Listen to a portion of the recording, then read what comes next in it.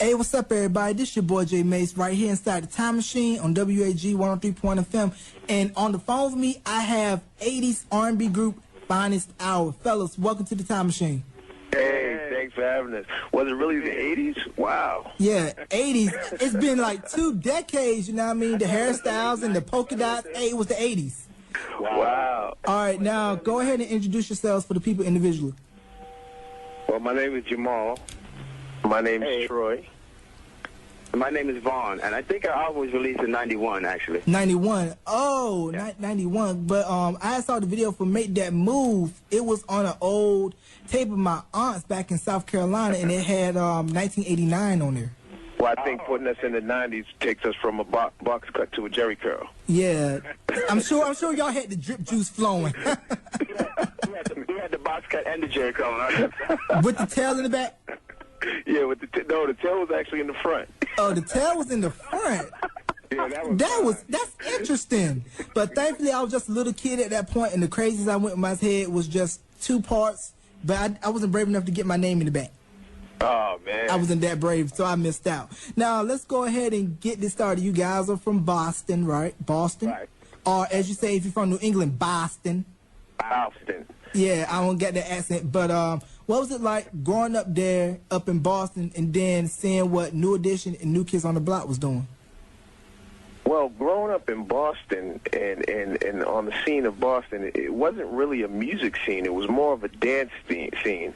And I think we had tons and tons of groups, dancing groups, prior to the singing. I think a lot of people don't know is that New Edition started off as a dance group opposed to a singing group. And I think that Maury Starr saw some talent within New Edition and figured out he could make it work by putting some voices to the stage performance, and that's how that all started. Regards to New Kids on the Block, I think it was somewhat the same issue. Vaughn can speak a little bit more on that one. What is it now? We're talking about the Boston music scene. Well, I think that the Boston music scene started a long time ago with the Johnson Crew and all those groups early in the 80s with Pac Jam and all that kind of stuff. And then it kind of grew from there with New Edition and other acts. But New Kids on the Block was late in the scene. Their album was released, I think, the same year, a couple years within our album. So we kind of came out around the same time. All right, whose album was that? New Kids on the Block and our album, I think their first album and our album was released around the same time. Because I know the debut record, New Kids, came out in 86, and Hangin' Tough came out in 88. Right. Hangin' Tough is what we're talking about. Okay. Nobody really knew about the first album. Right, yeah, the first album didn't do so well, but by the success of Hangin' Tough, everybody went and got the first one. Right, exactly. All right, now, were you guys in other groups in and around the Boston area prior to linking up with Finest Hour? And then after you explain that, tell me, how did Finest Hour come together? Well, Jamal can hit that one. No, yeah. Vaughn, you check that one. Jamal and Troy were in a group together. I can't remember what the name of it was. Carlos was in a group with the girl that's on Soul Train. And I'm not Soul Train, on Free, yeah. He was in a group with her, and I was in a group with some other fellows from Cape Cod, and all of our groups kind of like broke up. We went our different ways, and Larry, our producer and manager, came up with the idea to bring 4 lead singers together. So he asked Troy and Jamal from there, Carlos from his group, and me from my group to come together and form Finest Hour, and that's pretty much how the ball got rolling. Okay, now, how did you guys come up with the name? That was actually Larry Wood's career. Okay, so how did he come up with the name? Did he have other names for the group?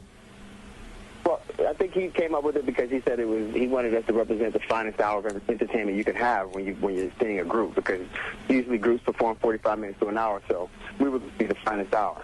That's Okay. that was booked. All right, that was definitely fitting. Now, did you guys go under extensive rehearsals and dancing and doing like the whole New Edition joint, closed rehearsals, dripping sweat, and all that good stuff? Most definitely. Go ahead, Jamal, tell him about it. No, that's all right. You tell him, Troy. Somebody tell it. Somebody got to tell it. Let's have Carlos tell it. I just want to give a shout out to Carlos. He's not on the air with us, but just getting back to talking about practice, I think, you know, we would come off stage and have standing ovations, and our manager at the time, Larry Wu, I mean, he would break us down like and make us feel like we had the worst show on earth. So he was tough, and I mean, I think we thank him for that. He was tough on us in regards to, you know, just being the best and never living in the moment and always trying to be better. So, yeah, we had a lot of tough rehearsals. We had a lot of times where, you know, he told us we wasn't the best at what we was doing, and it was kind of heartbreaking at times. But every day. yeah, exactly. It's like, boy, what are you singing? But, you know, I think through that, I think it made us a tougher group, and you know, we wanted to compete. You know, just goes to show that when, you know, we did a showcase in New York at the world famous Apollo, you know, where people usually get thrown off stage or eggs or tomatoes thrown at them. You know, we actually got a standing ovation, and from there, that's where we actually, you know, got signed to Polydor Records by a woman by the name of Vivian Scott. Okay. Yeah, we actually had a very vigorous rehearsal schedule. We used to rehearse every day, 5 days a week, 4 hours a day. So we were always rehearsing. Very good. So basically, you guys were like on like some making a band type stuff. Like everybody going to Kent dance session, except for Vaughn. Really? What'd you say? Really? I've been dancing my butt off. Show me. It was kind of like that. Mine is walking to Legals and getting some clam chowder. Nah, Vaughn was very creative. He actually created a lot of the dance steps and a lot of groups. You know, thank God we had him on our team, because a lot of groups wanted him to choreograph for their groups, and you know, he was our best kept secret. Okay, so he nice with the footwork, pretty much. Oh, very nice. So basically, it was through that Apollo performance that you guys got to deal with Polygram. Now, how were they looking to marketing you guys as a R&B group? Pretty much like New Edition is out doing their thing. Were they planning on making you guys like New Edition, or making you guys different but still having like the same qualities and stuff that New Edition has had? I think we had, Vaughn, you could probably speak on us having a more creative end on our behalf. I just wanted to correct him on how we got the record deal. We actually got the record deal from the Jack the Rapper music convention. We drove down there with Johnny Wright, who was our road manager at the time, and we performed for various record companies. And there's where Vivian Scott saw us for the first time and had an interest in us. Then we performed at the Apollo Theater, and that's what made her make a final decision. But we got the ball rolling at the Jack the Rapper convention in Atlanta with the help of Johnny Wright. I think it was, 85 or 86 or something. We actually have a video of the whole trip. Wow. If anybody can copy that video, but Do you still have that, Vaughn? I don't have it. Can I get a copy? Is it on Betamax? I think it was coming to YouTube tomorrow. Wow. But they basically tried to market us as a group that could sing. No diss against New Edition, but they tried to market us as 4 lead singers who were really good with harmonies and vocals that could sing on the drop of a dime. We didn't have to have music behind us. And we also had our own individual styles as opposed to all dressing the same. We like to dress different, so we tried to bring a younger feel to it where everybody was doing their own thing but the same thing at once. So that's the kind of market that they were trying to go towards. Okay, so out there to differentiate us. All right, so what was the process on making that first album? Wow. It was pretty tough. We had to actually live in a house that had a studio in it for like a month or two, if I recall. We had to basically just sing every day and record. Okay, so it was very rigorous. Yeah, it was. All right, now I actually thought it was fun. Oh, well, somebody got a kick out of it. I thought it was actually fun, just, hanging out. It's like boot camp, All right, so tell me about the Make That Move in the video, because I have old BET tape, and my aunt had recorded some old videos, and it had the video for Make That Move on there. So tell me about that. Jamal.